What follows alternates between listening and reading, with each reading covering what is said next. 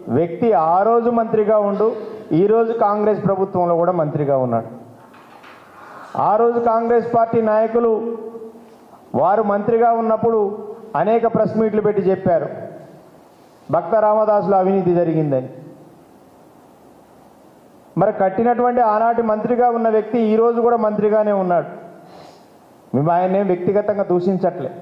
70,000 ఎకరాలని పాలేరు నియోజకవర్గంలో స్థిరీకరణ జరిగిందా జరగలేదా ఆ వ్యక్తే చెప్పాలి, ఆ మంత్రి గారే చెప్పాలి.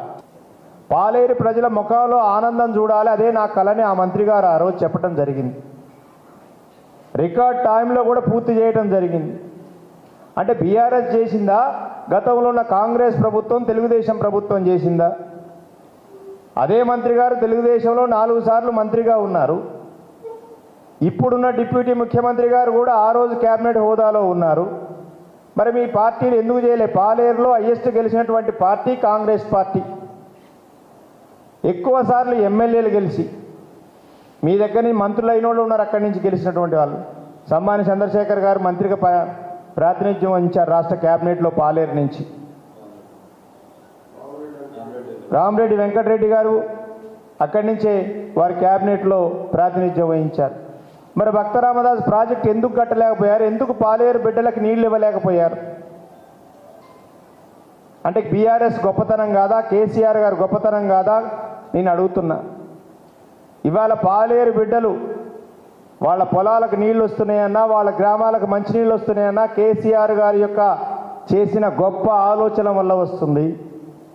దీన్ని కూడా ఆనాటి మంత్రిగా ఉన్న వ్యక్తి ఈరోజు మంత్రిగా కేబినెట్లో ఉన్న తుమ్మల నాగేశ్వరరావు గారు ఒప్పుకోవాలి బహిరంగంగా. ఆ రాజకీయాలు ఉండొచ్చు పోవచ్చు.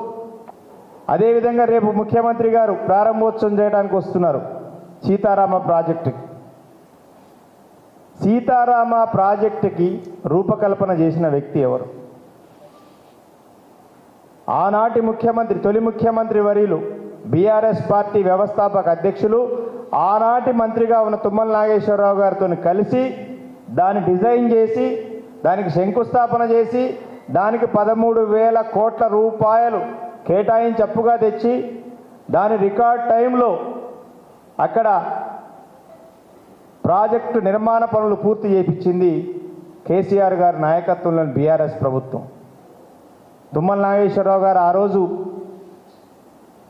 తన యొక్క పాత్ర లేదా ఆ ప్రాజెక్టు కట్టే దాంట్లో?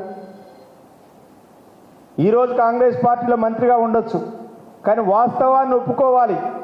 రేపు మీటింగ్లో తుమ్మల నాగేశ్వరరావు గారు ఆ విషయం చెప్తేనే నిజంగా ఆ రోజు ఆయన శంకుస్థాపన చేసి ఆయన డిజైన్ చేసిన దానికి విలువ ఉంటుందని నేను ఈ సందర్భంగా నేను తెలియజేస్తాను.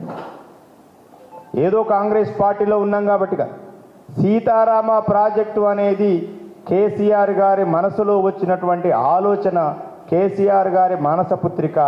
ఖమ్మం జిల్లా రైతాంగానికి, ఖమ్మం జిల్లా ప్రజలకు నీళ్లు అందించాలి, సస్యశ్యామలం చేయాలని కేసీఆర్ గారి ఆలోచనలో నుంచి పుట్టిందే సీతారామ ప్రాజెక్టు. ఇదే కాంగ్రెస్ పార్టీ నాయకులు ఉత్తమ్ కుమార్ రెడ్డి గారు, బట్టి విక్రమార్క గారు పెద్ద పెద్ద మాటలు చెప్పారు. కేసీఆర్ గారు ఏది దండుకోడ్ అవినీతి కోసం డిజైన్లు మార్చారు, ప్లేస్ మార్చారు. మరి వాళ్ళకు ఉండాలిగా ఆలోచన. వారు కూడా రాష్ట్రానికి ఒక ముఖ్యమంత్రి కూడా, ఆయన మంత్రిగా ఉన్నాడు, కేంద్రంలో కూడా పనిచేసి వచ్చాడు. ఎందుకు మార్చాల్సి వచ్చింది? మీరు చేసిన రాజీవ్ సాగరు ఎక్కడ మీరు డిజైన్ చేసింది? వేలేరుపాడులో. వేలేరుపాడు ఇప్పుడు తెలంగాణలో ఉందా? ఆంధ్రాకి వెళ్ళిపోయింది అది.